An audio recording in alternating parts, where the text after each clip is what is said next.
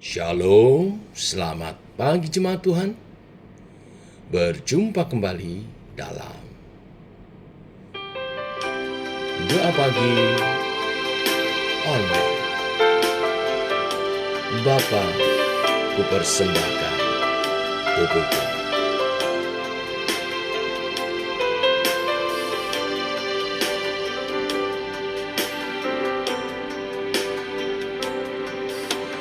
Bapa, ku persembahkan tubuhku sebagai persembahan yang hidup, kudus, dan yang berkenan padamu, sebagai ibadah yang sejati. Ku sembahkan Tuhan, ku sembahkan Tuhan, ku serahkan hidupku kepadamu untuk kemuliaan nama-Mu.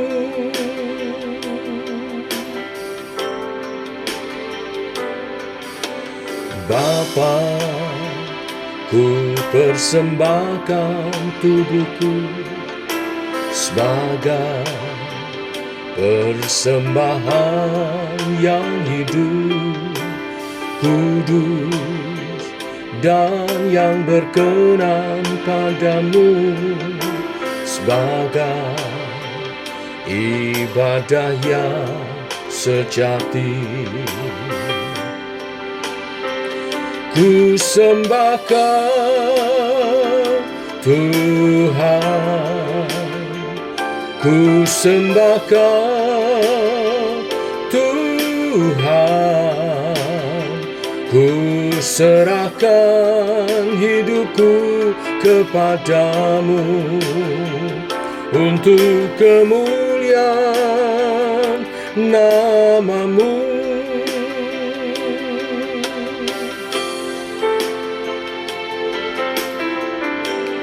Karena itu, saudara-saudara, demi kemurahan Allah, aku menasihatkan kamu, supaya kamu mempersembahkan tubuhmu sebagai persembahan hidup, yang kudus dan yang berkenan kepada Allah. Itu adalah ibadah yang sejati. Ku sembahkan Tuhan, ku sembahkan Tuhan, ku serahkan hidupku kepadamu untuk kemuliaan nama-Mu. Ku serahkan hidupku kepadamu untuk kemuliaan nama-Mu, untuk kemuliaan nama-Mu, untuk kemuliaan nama-Mu.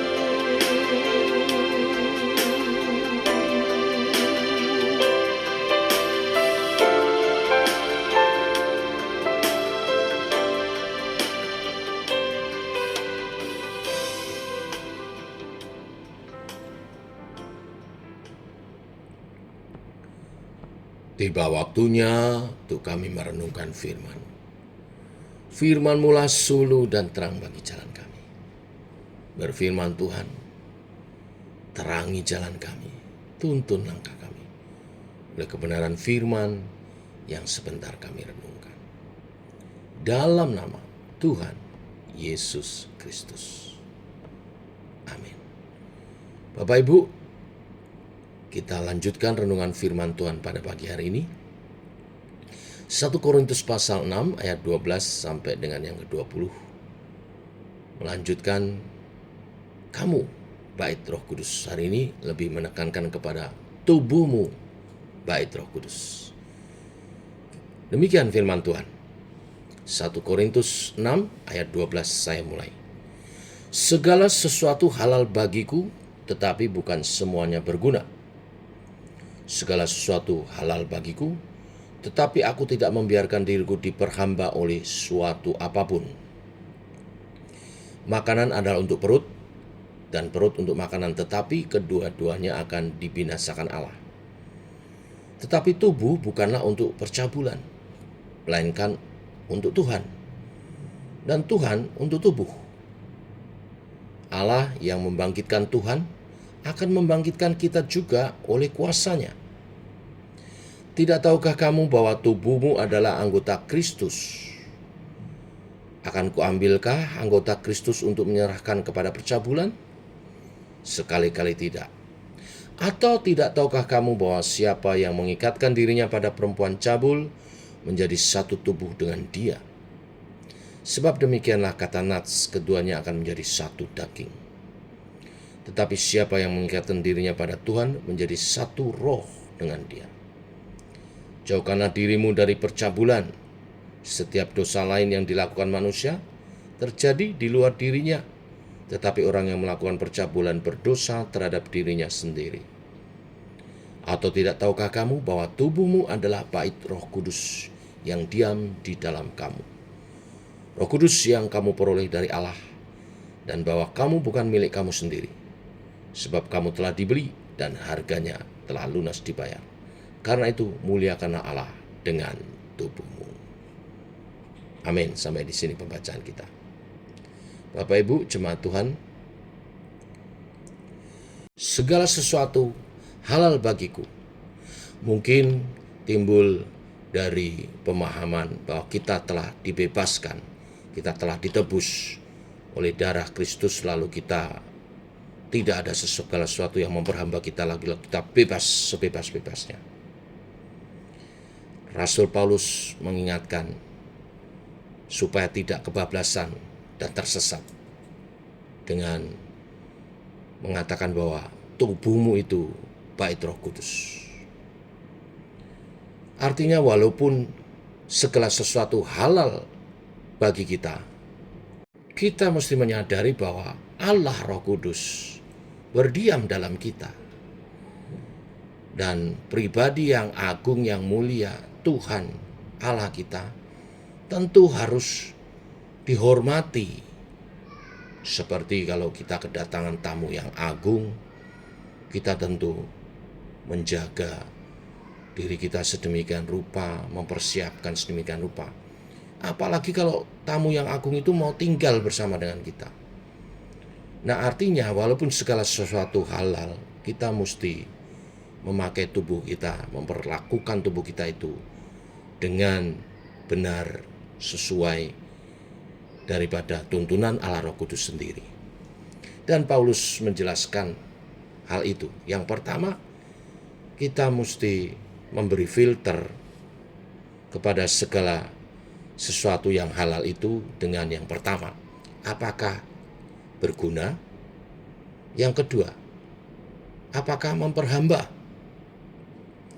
Jika yang kita lakukan itu, yang walaupun segala sesuatu halal itu kita lakukan, tidak berguna dan memperhamba, tentu itu tidak benar.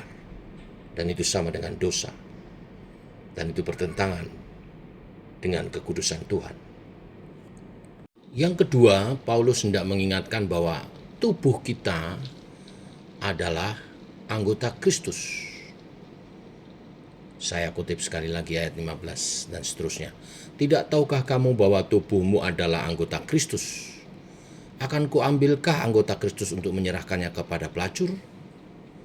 Sebab demikianlah firman Tuhan, keduanya akan menjadi satu daging, tetapi siapa yang mengikatkan diri pada Tuhan menjadi satu roh dengan dia. Jauhkanlah dirimu dari percabulan. Anggota Kristus artinya bagian dari tubuh Kristus yang kudus. Yang dimaksud adalah bagian dari gereja yang kudus. Gereja adalah tubuh Kristus di mana Kristus sebagai kepala. Nah, sebagai anggota tubuh Kristus, kita juga mesti menjaga kekudusan kita. Kita tidak boleh mencemari dengan seks bebas. Seks sendiri kudus bila dilakukan dengan pasangan kita yang sah dalam pernikahan Kristen. Di luar itu, seks itu sebuah dosa. Dijelaskan di sini saat seorang melakukan hubungan seks itu dia menjadi satu daging. Jadi seks sebetulnya sama dengan perjanjian rohani, enggak cuman fisik Bapak Ibu. Saat orang melakukan hubungan seks itu terjadi tubuh jiwa rohnya tidur bersama, berarti kita menjadi satu dengan orang itu. Sebaliknya, secara roh kita bisa menjadi satu roh dengan Tuhan. Waktu saudara berdoa, memuji menyembah Tuhan, membaca merenungkan firman-Nya, kita menjadi menyatu bersama dengan Kristus secara roh. Menyadari tubuh kita bagian dari anggota Kristus, gereja yang kita akan menjaganya tetap kudus dan mempermuliakan Tuhan. Yang terakhir, yaitu bahwa tubuh kita, kepemilikannya sebenarnya adalah milik Tuhan. Ayat 19-20. Atau tidak tahukah kamu bahwa tubuhmu adalah bait Roh Kudus yang diam di dalam kamu, roh yang kamu peroleh dari Allah, dan bahwa kamu bukan milik kamu sendiri, sebab kamu telah dibeli dan harganya telah lunas dibayar. Karena itu muliakanlah Allah dengan tubuhmu. Milik Kristus, bukan milikmu sendiri. Nah, ini yang salah kaprah. Dunia mengajar my body, my choice. Tetapi firman Tuhan mengajar my body is temple. Sertifikat tubuh kita atas nama Yesus, bukan atas nama kita sendiri. Dibeli lunas. Harganya sama dengan darah anak domba, darah anak Allah. Darah Tuhan Yesus yang tidak diskon, tidak dibeli dengan cicil, tetapi lunas dibayar. Maka kita tidak berhak menjual tubuh kita untuk seks bebas, untuk narkoba, untuk hal-hal yang merusak tubuh kita dan kekudusannya. Yang harus kita lakukan adalah memuliakan Allah dengan tubuh kita. Bagaimana caranya? Dengan memakai tubuh kita untuk beribadah. Ibadah itu bukan cuman waktu liturgi di gereja. Ibadah itu seluruh aspek kehidupan kita yang kita persembahkan bagi Tuhan. Seperti Roma 12 ayat 1 mengatakan, persembahkanlah tubuhmu sebagai persembahan yang hidup, yang kudus, yang berkenan kepada Allah. Itu adalah ibadahmu yang sejati. Tuhan memberkati. Mari kita berdoa. Bapa, kami mengucap syukur oleh kebenaran firman pagi hari ini. Engkau meneguhkan kembali kepada kami bahwa tubuh kami adalah bait Roh Kudus, bagian daripada gerejamu yang kudus, tubuhmu Kristus, tubuhmu Tuhan. Kami harus menjaganya sedemikian rupa.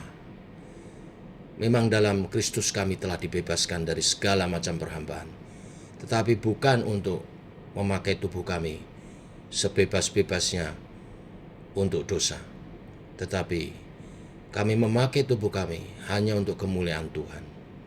Kami hanya melakukan segala hal dengan tubuh kami yang berguna untuk kemuliaan Tuhan dan untuk surga, dan tidak memperhamba kami kembali. Karena tubuh kami adalah bait Roh Kudus. Tubuh kami adalah milik-Mu Tuhan. Pimpin oleh Roh-Mu jiwa dan roh kami untuk mengarahkan tubuh kepada pekerjaan dan kehendak Tuhan, sehingga hidup kami boleh memuliakan-Mu Tuhan. Allah Roh Kudus, pimpinlah kami, tuntunlah kami. Dalam nama Tuhan Yesus kami berdoa. Amin. Demikian saudara, doa pagi kita. Selamat pagi. Shalom.